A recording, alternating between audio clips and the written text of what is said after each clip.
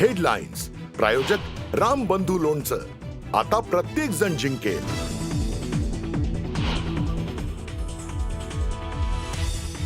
PM care फंडाचा पैसा वापरून महाराष्ट्रातील शेतकऱ्यांना कर्जमुक्त करा. उद्धव ठाकरेंची मागणी. तर कर्जमाफीसाठी पंचांग पाहणार का, ठाकरेंचा सवाल.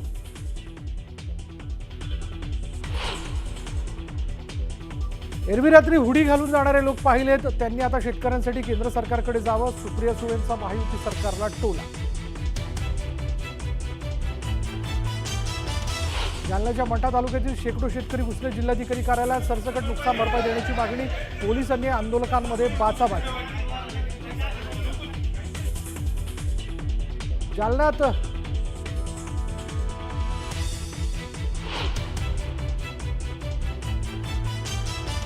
जालना जिल्हाधिकारी कार्यालयात पेट्रोल घेऊन जाणाऱ्या शेतकऱ्याला पोलिसांकडून चोप. नुकसान भरपाईसाठी सुरू होतं हे आंदोलन.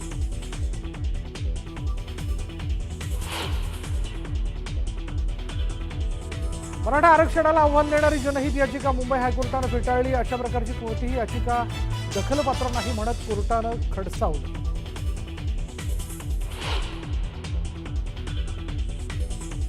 पुण्यातील कथित ड्रग्ज पार्टी प्रकरणात प्रांजल खेवलकरांना जामीन. रोहिणी खडसेंचे पती खेवलकरांना पुणे जिल्हा सत्र न्यायालयाकडून 2 महिन्यानंतर जामीन मंजूर.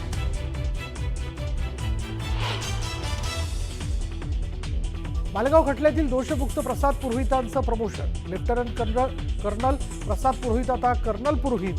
पुरोहित यांनी आपला अधिकृत पदभार स्वीकारला.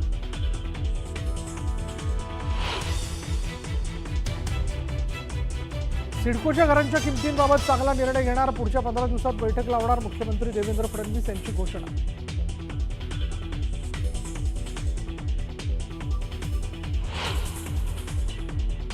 संपूर्ण महाराष्ट्राची फक्त न्यूज 18 लोकमतलाच पसंती. टीआरपी मध्ये न्यूज 18 लोकमत नंबर 1. दर्जेदार आणि विश्वसनीय बातमी म्हणजे न्यूज 18 लोकमत.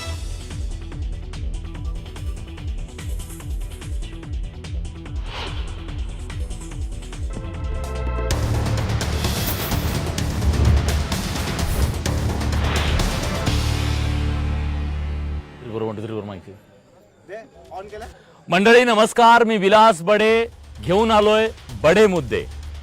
आजचे बडे मुद्दे आहेत मराठवाड्यातल्या बीडमधून. बीडमधली परिस्थिती गेली काही दिवस आपण सातत्यानं बघतोय. बांधावरून मराठवाड्यातल्या शेतकऱ्यांची वेदना आणि अस्वस्थता महाराष्ट्राच्या पर्यंत आम्ही बडे मुद्देच्या माध्यमातून दिवसभरात पोहोचवतोय. पण आज ज्या मुद्द्याची आपण चर्चा करणार आहोत त्यासाठी आपल्या सोबत सर्वपक्षीय इथले स्थानिक नेते, कार्यकर्ते, शेतकरी नेते, शेतकरी स्वतः आणि सामान्य नागरिक असे सगळेजण आहेत. मी पुन्हा एकदा सगळ्यांकडे दाखवतो. खूप मोठ्या संख्येनं आज गावकरी बांधावर जमलेले आहेत आणि या सगळ्यांच्या मनात एक प्रश्न आहे. संपूर्ण महाराष्ट्रातल्या शेतकऱ्यांचं लक्ष सरकारच्या मदतीकडे लागलेलं असताना, राज्यातल्या शेतकऱ्यांना मदत कधी आणि किती या प्रश्नाचं उत्तर हवं असताना, अर्थमंत्री ज्यांच्याकडे या राज्याच्या तिजोऱ्याची चाव्या आहेत त्या अर्थमंत्री अजितदादा पवार यांनी सांगितलं की पैशाचं सोंग करता येत नाही आणि त्यामुळे एक प्रकारे मदतीच्या बद्दलचे संकेत त्यांनी दिलेत का, हा सवाल आहे. जेव्हा एका शेतकऱ्याला सांगितलं की अजित पवार असं म्हणतायत की सगळी सोंग करता येतात पण पैशाचं सोंग करता येत नाही, तेव्हा त्या शेतकऱ्यानं सांगितलं हे लोक सोंगाडे आहेत. हे खरं सोंग करतायत की आता मदत करता येत नाही म्हणून हे सगळं सुरू आहे. शेतकऱ्यांच्या मनातली ही भावना आहे आणि त्यामुळे एक प्रकारे या सगळ्या मुद्द्याच्या बद्दल शेतकऱ्यांना मदत करतानाच खरंच आर्थिक अडचण दाखवली जाते का? संकटातल्या शेतकऱ्याला मदत करताना खरंच राज्य सरकार करू शकणार नाही का? पंजाब जे करतंय, इतर राज्य जे करतायत ते महाराष्ट्रात करता येणार नाहीये का? मानसिकता राजकीय मानसिकता नाहीये की खरंच परिस्थिती नाहीये? या सगळ्याबद्दल आज आपण बोलणार आहोत. आपल्या सोबत सगळे मान्यवर पाहुणे आहेत. पण त्याचबरोबर हे संकट राज्याचं नाही, हे संकट देशाचं आहे. जेव्हा जेव्हा देशावर संकट आलं, कोरोनापासून ते अनेक संकट, तेव्हा तेव्हा देशाच्या मदतीला हा सह्याद्री धावून गेला होता. आज महाराष्ट्र संकटात असताना ही राष्ट्रीय आपत्ती का नसावी आणि केंद्र सरकारनं या सगळ्याकडे तटस्थपणे का बघावं? त्यांनी सुद्धा मदत का करू नये? अशा प्रकारचा खडा सवाल विरोधकांकडून विचारला जातोय, त्यावरून राजकारण सुरू झालेलं आहे. बघूया त्या संदर्भातला रिपोर्ट. केंद्र मदत करणार का? पूरा मराठवाड़ा पानी और कीचड़ में गया है। अगर ये गुजरात में होता तो देश के प्रधानमंत्री सबसे पहले एयरफोर्स का विमान लेकर वहां जाते। रात्री हुडी वगैरे घालून जाणारे लोक आणि प्रायव्हेट प्लेननी जाणारे लोक नेते या महाराष्ट्राने पाहिलेत ना. जसं तुम्ही तुमच्या कामांसाठी गेला तसं आमच्या कष्ट करणाऱ्या मायबाप शेतकऱ्यासाठी जावा. हीच वेळ आहे माझ्या संकटात सापडलेल्या शेतकऱ्याचा सातबारा गोळा करा आणि त्याला कर्जमुक्त करा ही पहिली मागणी आहे.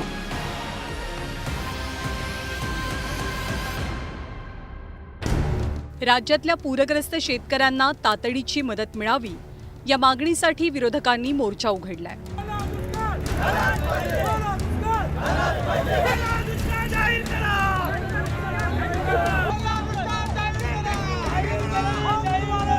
त्यामुळे राज्यासोबतच आता केंद्र सरकारही विरोधकांच्या निशाण्यावर आलंय. अतिवृष्टी आणि पुराच्या पार्श्वभूमीवर आता शेतकऱ्यांच्या कर्जमाफीचा मुद्दा ऐरणीवर आल्याचं चित्र आहे. मी तुमच्या सगळ्यांच्या वतीने मुख्यमंत्र्यांना सांगू इच्छितो की दर वेळेला तुम्ही जे सांगता की योग्य वेळी अमुक करू, योग्य वेळी तुमची योग्य वेळ येणार कधी का त्याच्यासाठी सुद्धा तुम्ही पंचायत पाळणार आहात. आमची मागणी आहे, महाराष्ट्रातल्या शेतकऱ्यांची मागणी आहे की ज्याप्रमाणे आम्ही कानपूरचा प्रयत्न केला होता तसाच हीच वेळ आहे माझ्या संकटात सापडलेल्या शेतकऱ्याचा सातबारा गोळा करा आणि त्याला कर्जमुक्त करा ही पहिली मागणी आहे. मराठवाड्यावर आभाळ कोसळल्यामुळे शेतकऱ्यांची अपरिमित हानी झाली आहे.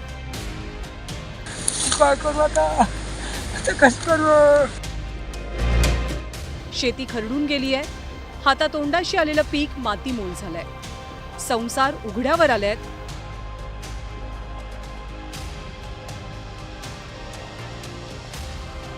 आणि जगण्या मरण्याचा प्रश्न उभा राहिलाय. अशा परिस्थितीत शेतकऱ्यांच्या मदतीसाठी डबल इंजिन सरकार काय करणार असा सवाल विरोधकांनी विचारलाय. पूरा मराठवाड़ा पानी और कीचड़ में गया है।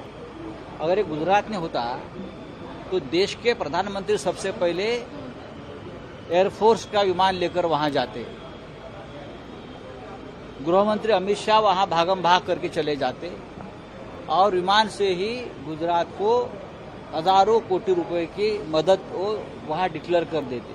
लेकिन अब तक मराठवाड़ा और महाराष्ट्र के लिए ये दोनों नेताओं ने केंद्र की तरफ से कोई मदद की घोषणा नहीं की है। इकडे राष्ट्रवादी काँग्रेसच्या खासदार सुप्रिया सुळेंनी बुधवारी केंद्रीय कृषी मंत्री शिवराज सिंग चौहान यांची भेट घेत मदतीची मागणी केली. तर राज्य सरकार केंद्राकडे कधी मदत मागणार हा प्रश्न विचारतानाच देवेंद्र फडणवीसांवरही अप्रत्यक्षरित्या निशाणा साधला.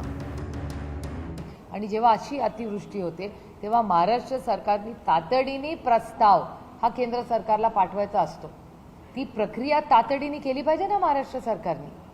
एरवी लहान लहान कामांसाठी केंद्र सरकारकडे रात्री हुडी वगैरे घालून जाणारे लोक आणि प्रायव्हेट प्लेननी जाणारे लोक नेते या महाराष्ट्राने पाहिलेत ना. जसं तुम्ही तुमच्या कामांसाठी गेला तसं आमच्या कष्ट करणाऱ्या मायबाप शेतकऱ्यासाठी जावा. तर राज ठाकरेंनीही राज्यातल्या पूरपरिस्थितीच्या पार्श्वभूमीवर पत्रप्रपंच करत राज्याच्या मुख्यमंत्र्यांना केंद्रातनं मदत आणण्याच्या जबाबदारीची जाणीव करून दिली आहे. राज्यानं केंद्राकडे पाठपुरावा करावा आणि मदतीचं पॅकेज केंद्राकडनं मिळवावं. त्यासाठी दिल्लीचा जो काही पाठपुरावा करावा लागेल तो करावा. फक्त स्वतःच्या वैयक्तिक तक्रारींसाठी किंवा घटक पक्षातल्या संघर्षासाठी आम्ही दिल्लीला जातो असं चित्र न दिसता सरकारमधले सगळे पक्ष राज्यासाठी पण दिल्लीत धाव घेतात हेही राज्याला दिसू दे असं म्हणत राज यांनी सरकारला शालजोडीतनं लगावलं.